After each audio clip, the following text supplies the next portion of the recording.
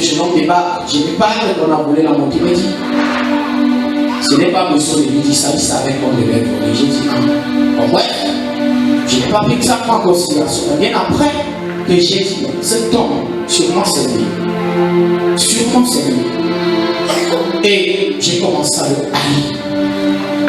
Le haïr. Et c'est comme ça qu'il avait disparu dans la vie. Il a fait pratiquement 2 à 3 semaines. Quand il était revenu, il avait déjà monté. Pourtant, il n'avait même pas de quoi s'acheter les chaussures. C'est comme ça que j'amène la police, la GSU chez lui. On l'arrête. Pas venu à la gendarmerie. Elle a commencé à vouloir le taper. J'ai encore eu pitié de lui, je l'ai laissé. On l'a laissé. C'était déjà une haine. Il dit très fort. Il était secret, je le vois même en vous. Mon corps fait boum, boum, boum, boum, boum, boum, boum. Je n'avais pas la paix en moi. Un jour donc, je suis à l'église, le pasteur prêche en disant, si les gens vous ont offensé, allez demander pardon. Même si vous n'avez pas tort, demandez le pardon. Car tu auras fait ce que Dieu recommande. Si lui ne te pardonne pas, ce n'est plus ton problème, libère ton âme. J'ai commencé à chercher ce jeune homme qui me parlait de Dieu. À chaque fois qu'il est parti, me chasser avec le couteau chez lui. Et j'avais fait comme ça 3 fois, j'ai parti lui demander pardon. Malgré que je savais qu'il avait tort, mais je partais. Et il se prenait tellement la tête. Parfois, je parle, je lui parle, mais je n'ai même pas, il n'a même pas mon temps, mais je parle quand même, il suffit de parler, je parle. Et dès que j'avais fini cette étape, il ne me cherchait pas toujours. J'ai dit, Seigneur, j'ai déjà fait ma part, maintenant j'arrête. Je n'avais encore jamais reçu le Saint-Esprit dans ma vie. Ce jour-là, pendant que je priais aux environs de 3 heures, le Saint-Esprit a pris contrôle de mon corps. Depuis ce jour, les choses ont changé. C'est après des semaines qu'il revient vers moi pour me dire, je suis venu te pardonner. Mais moi, j'étais déjà pardonné. Quand il me disait me pardon, je disais seulement que Seigneur, celui-ci ne sait pas ce qu'il fait. Il m'a offensé. Il dit qu'il vient me pardonner, lui, il veut me demander pardon. Mais j'ai réussi. À l'heure actuelle qu'on parle, ce jeune homme, sa vie n'a pas de sens. Moi, je l'ai aimé, je l'ai pardonné. Mais qu'est-ce qu'il en a fait de cet homme? C'est depuis le moment où je l'ai pardonné et que ce pardon a été approuvé par Dieu que tout a changé dans ma vie. Amen. Je n'étais plus de même. La vie des misérables s'était arrêtée. Je pouvais déjà gagner les chantiers déjà qui n'étaient pas bons. Je partais de succès en succès, de gloire en gloire. Et pourtant, il était dans la relation avant moi. Mais moi, je partais de gloire en gloire, de succès en succès. Il était dépassé. Grâce à l'amour que j'ai eu envers lui, j'ai mis mes ennemis. Donc, lorsque tu demandes pardon à ton adversaire, même si tu n'as pas tort, ce n'est pas que tu es faible. Ce n'est pas un signe de faiblesse. C'est un signe de héros. Des personnes qui sont responsables, des personnes qui sont là à la hauteur de Jésus, à la hauteur de la vie de Christ. Même si ton adversaire t'a fait prendre, pardonne-leur. Demande également pardon. C'est pour ça que vous voyez que nous prenons le Père qui nous suit en nous disant, pardonne-nous nos offenses comme nous pardonnons aussi à ceux qui nous ont offensés. Si tu ne pardonnes pas, Jésus ne te pardonnera pas. Ne prétends pas dire que tu es chrétien et tu es rempli de haine. Ne prétends pas dire que tu es chrétien, tu es rempli de méchanceté. Vous vous faites la guerre entre vous. Vous vous entretuez entre vous. Ça mène où? Où est-ce que ça peut te conduire? Tu restes toujours dans cette haine et le diable continue à faire son travail dans ta vie. Il continue à opérer des miracles sataniques dans ta vie parce que tu as laissé que le diable s'embarque de ta vie. Jésus a dit, vous êtes du monde. Mais vous pouvez dans le monde, mais vous n'êtes pas du monde. Vous devez être des ceci. Voilà maintenant les critères qui vous apprennent à vivre toujours dans la mer, que vous devez tuer en vous. Nous allons lire cela. Lisons rapidement dans Éphésiens 4, verset 31.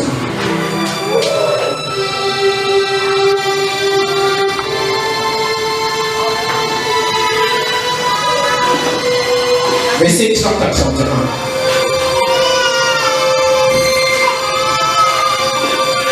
La parole est dans le livre d'Éphésiens, chapitre 4, verset 30 à 31, je demande l'Éternel. N'attristez pas le Saint-Esprit de Dieu par lequel vous avez été scellés pour le jour de la rédemption. Que toute amertume, toute animosité, toute colère, toute clameur, toute calomnie et toute espèce de méchanceté disparaissent du milieu de vous. Gloire à Jésus. Acclamez très fort Jésus. Je n'entends pas tes acclamations. Quand on acclame pour Jésus, on fait des youyou. Parce que cette parole est très efficace.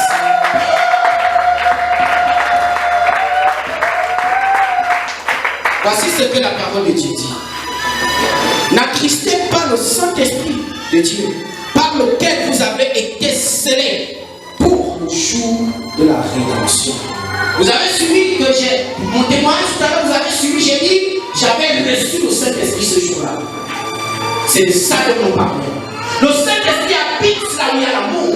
Le Saint-Esprit vient siéger là où il y a un cœur bon, là où il y a l'amour. Le cœur qui n'a pas l'amour, le Saint-Esprit n'habite pas là. Tu ne peux pas avoir le Saint-Esprit de Dieu, tu es rempli de haine. Tu ne peux pas avoir le Saint-Esprit de Dieu, tu es rempli de méchanceté. Tu ne peux pas avoir le Saint-Esprit de Dieu, tu détestes tout le monde. Le Saint-Esprit de Dieu ne déteste personne. Le Saint-Esprit de Dieu ne haït personne. Le Saint-Esprit de Dieu est rempli de compassion, d'humilité et d'amour.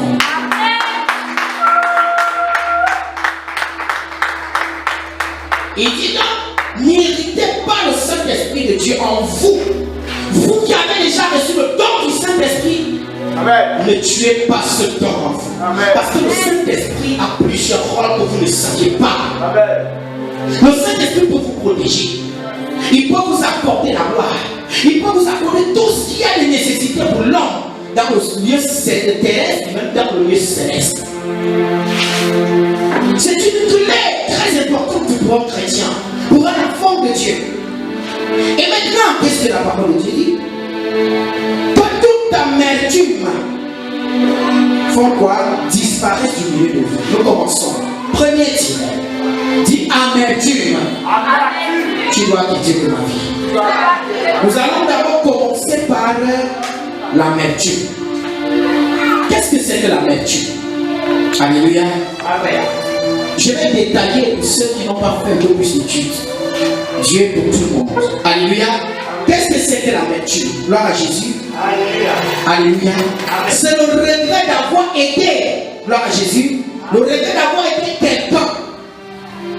Le regret d'avoir aidé quelqu'un ou d'avoir eu à choisir Jésus comme Dieu et qu'aujourd'hui tu l'as dit non. Par exemple, tu as aidé quelqu'un en bien. Et lorsque tu aides cette personne, au lieu que la personne revient avec le même bien, il vient tout à l'heure au poignard pour te tuer. C'est ça la nature. Gloire à Jésus. Lorsque tu donnes ta vie à Jésus, ne regarde plus ce que les hommes vont dire. Si tu décides d'aider, Jésus a dit, donner sans rien espérer. Ça veut dire lorsque tu fais du bien à quelqu'un, n'attends pas ce qui va venir te donner les millions. Parce que l'homme est mauvais, comme je vous ai dit au début. L'homme est mauvais. Même si tu lui donnes quoi, il ne sera jamais reconnaissant. C'est pour ça que Jésus dit dans le livre de Jérémie 17, verset 5, gloire à Jésus. Amen. Il dit, verset 5, ne vous confiez pas en l'homme, ou bien maudit soit l'homme qui se confie, maudit soit l'homme qui se confie en l'homme, ou qui met sa confiance en l'homme. Gloire à Jésus. Lorsque tu te confies en l'homme, tu n'es plus agréable à Dieu, parce que l'homme ne peut pas te procurer quelque chose qui est important. Tu ne peux pas leur dire que tu sers Dieu et tu as l'amertume. Tu es troublé. Parce que tu as fait le regretter que pourquoi j'ai même aidé telle personne. Pourquoi j'ai fait du bien à telle personne. Pourquoi j'ai même fait ça. Le bien que nous donnons, nous faisons ici-bas, c'est Dieu qui nous récompense. Aucun homme ne peut nous récompenser pour ce que nous faisons comme bien. J'ai dit aucun être humain ne peut le récompenser. Parce que bien que tu vas faire du bien à quelqu'un, il ne va jamais être reconnaissant vis-à-vis de toi. Même si tu te dis merci au bout des lèvres, ça ne vient pas de l'âme. Ça ne vient pas de l'âme. Même s'il fait semblant de te dire merci, il n'est pas avec toi. C'est pour ça que Dieu dit, ils sont que le cœur errant. Dieu seul connaît les pensées de l'homme.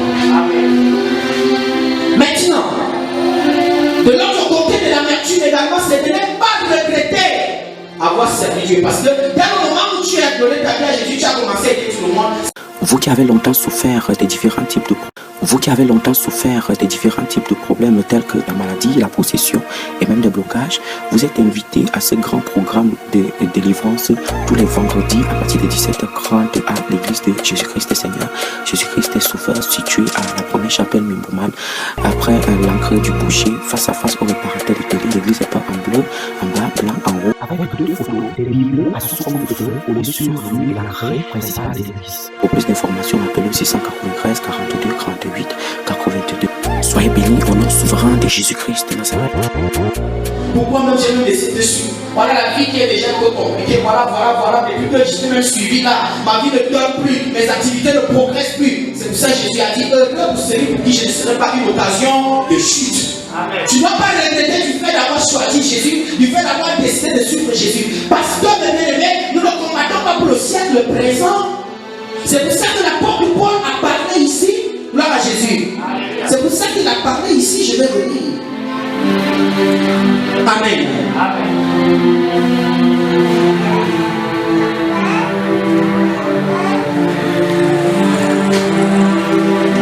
C'est pour ça qu'il a dit, n'attristez pas le Saint-Esprit de Dieu par lequel vous avez été scellés pour le jour de la rédemption. La rédemption. Le jour de la rédemption. C'est pour ça qu'il a dit, nous ne devons pas nous attrister afin d'être prêts au jour de la rédemption. C'est-à-dire le jour que ton âme sera suivie. Le jour que tu seras ressuscité des morts. Le jour que Jésus va te permettre d'être jugé parmi les saints. Amen. Lorsque tu as déjà donné ta vie à Jésus, il ne faut éprouver aucun regret. Même si c'est toi qui t'as dit, même si les gens viennent te poignarder, dis-toi que Seigneur, c'est toi qui as voulu que ça arrive. Même si on vient te faire quoi, dis-toi que Seigneur, c'est ta volonté. Dis-toi que Seigneur, c'est toi qui es vivant les huissiers, lever les gens qui dorment. Le genre de parole s'il ne doit pas passer à l'air. C'est très important, mes bien-aimés, de ne pas avoir de l'amertume en soi. C'est à cause de l'amertume que tu détestes tes ennemis. Moi, je n'appelle même pas mes ennemis que les ennemis, je les appelle juste les ignorants. Je n'ai pas d'ennemis. Moi, je les appelle les ignorants. Je ne peux pas avoir d'ennemis. Parce que si Jésus est pour moi, qui sera contre moi? Amen. Personne. Amen. Personne. Si Jésus est pour moi, qui sera contre moi? Personne. Amen. Donc, en conclusion, je n'ai pas d'ennemis. Parce que je ne vois pas l'adversaire qui peut me faire tomber. Amen. Parce que Jésus est avec moi. Amen. Donc, l'amertume, tu dois le chasser en toi. N'est pas avoir le regret d'avoir choisi Jésus. N'est pas avoir le regret d'avoir été quelqu'un. Même si tu as été quelqu'un qui a fait du mal aujourd'hui, laisse-toi entre les mains de Dieu. C'est pour ça que Dieu a chanté en disant, je laisse-toi Dieu dans les mains de Dieu. Devant sa volonté, je disparais. Je laisse-toi Dieu à Dieu. C'est pour ça. Dieu inspire ces gens pour nous parler aussi. Maintenant, nous continuons. Deuxième point. Dis voisin. Amen. Nous parlons ici de l'animosité. Animosité. Qu'est-ce que c'est que l'animosité? Donc, nous lisons l'animosité et toute autre espèce de méchanceté disparaissent du milieu de nous. Donc, il faut faire disparaître aussi l'animosité en toi. À cause de l'amertume et de l'animosité, tu te mets à avoir de la haine dans ton cœur. Qu'est-ce que c'est que donc l'animosité? Gloire à Jésus. Amen. Amen. C'est qu'il puisse s'adresser aux gens de façon je ne sais comment dire ça. C'est qu'il puisse s'adresser aux gens de façon païenne. C'est qu'il puisse s'adresser aux gens de façon indigente. C'est-à-dire, tu dis que tu es chrétien, mais parce que quelqu'un t'a offensé, tu te m'as insulté. Tu dis que tu es chrétien parce que quelqu'un est venu te parler un peu, tu as dit, mais c'est même comment? Pas parce qu'on est chrétien, hein? Tu as même dit, tu peux même faire quoi? Tu commences à insulter aussi. Ça aussi, ça nous entraîne à être des chrétiens. Avoir de la haine. Parce que la Bible dit dans le proverbe, une mauvaise parole entraîne des querelles. Ça incite des querelles. Et une bonne parole apporte la paix et la joie. Si donc tu parles parce que quelqu'un t'a offensé un peu, tu commences à l'insulter, tu commences à te comporter comme un païen, qu'est-ce qui viendra après cela? Vous croyez que c'est l'amour? Vous croyez que c'est la paix ou la joie? Non! Ce qui viendra après ça, c'est la haine. Cette personne va te haïr et toi aussi tu vas haïr. En conclusion, tu es toujours dans la haine. Amen. Tu dois tuer la nécessité en toi. Tu dois tuer cette attitude en toi. Amen. Ça permettra que lorsqu'on te voit, on voit seulement le Jésus incarné dans ta vie. Amen. Lorsque tu ne parles pas mal aux gens, les gens ne savent pas comment faire pour t'attaquer. Amen. Lorsque tu vis sans avoir le temps des autres, les gens ne savent pas comment faire pour t'attaquer. Amen. Lorsque tu vis sans prendre compte de la vie des gens, je vous assure, les gens ne peuvent pas t'attaquer parce qu'ils ne savent pas par où commencer. Mais toi donc, tu es là, tu parles mal à telle personne, tu insultes telle personne, tu juges mal telle personne. Comment tu vas avoir la paix de l'âme? Tu ne peux pas avoir cette paix que tu montes ou que tu descendes. L'animosité. Tu dois éviter ces paroles qui peuvent t'entraîner à être en forme de Satan. Gloire à Jésus. Alléluia. Dis à ton voisin, la clameur. Lorsque tu as la clameur, tu es aussi parmi. Ça fait partie des critères dont nous parlons. Gloire à Jésus. Amen. Amen. C'est une question pour une question. Qu'est-ce que c'est la clameur? Je vais t'expliquer. Gloire à Jésus. La clameur, ce sont des cris inutiles. Amen. Qui peuvent t'entraîner à la bagarre. C'est toi qui passes le temps à crier négativement. Les chrétiens de nos jours sont terribles. Il y a ceux qui crient. On dit que celle-ci ou celui-ci est chrétien, tu crois pas. Si tu es dans la maison, il y a peut-être le mari, la femme, tu as le placement. Tu as même quoi? Donne la vie à Jésus, sataniste. Comment c'est dit là? Hein? C'est vrai, c'est comme notre pasteur prêche souvent. Tu es en train de créer la sorcellerie. C'est pour ça que vous voyez, les hommes n'acceptent plus que la femme parte dans les églises. Ou bien les hommes ne veulent même pas que leur couple parte à l'église. Parce que moi, derrière, c'est ce que le pasteur dit souvent. Le pasteur parle souvent. Le pasteur dit souvent sur ça.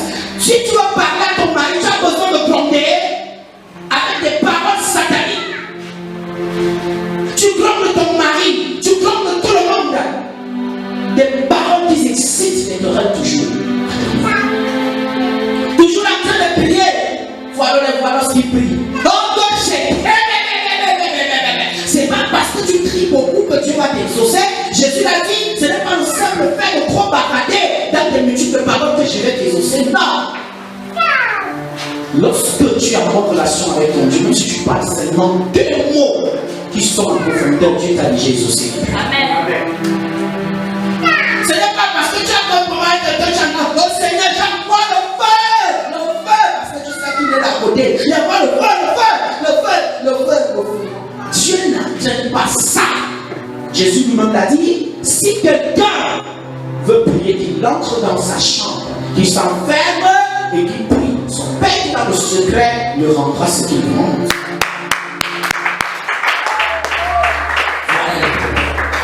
La clameur. Ces paroles, ces cris inutiles, toujours après de vouloir se faire entendre par les hommes. On te connaît déjà partout où tu vas. Dès que tu arrives, on sait que c'est toi qui es déjà là. Parce que tu vas commencer à bavarder fort pour qu'on te remarque. Ça ne sert à rien le bavardage. Les enfants de Dieu sont posés. Les enfants de Dieu ne parlent pas beaucoup. Les enfants de Dieu sont posés. Voilà aussi une partie de la haine que tu dois tuer en toi. Gloire à Jésus. Nous arrivons à la calomnie. La cité, la calomnie. La calomnie. Qu'est-ce que c'est que la calomnie? Gloire à Jésus. Alléluia. Amen. Amen. Les personnes qui sèment la calomnie, tu vois un chrétien qui sème la calomnie autour de soi. Tu me demandais qu'est-ce que c'est la calomnie, je t'explique.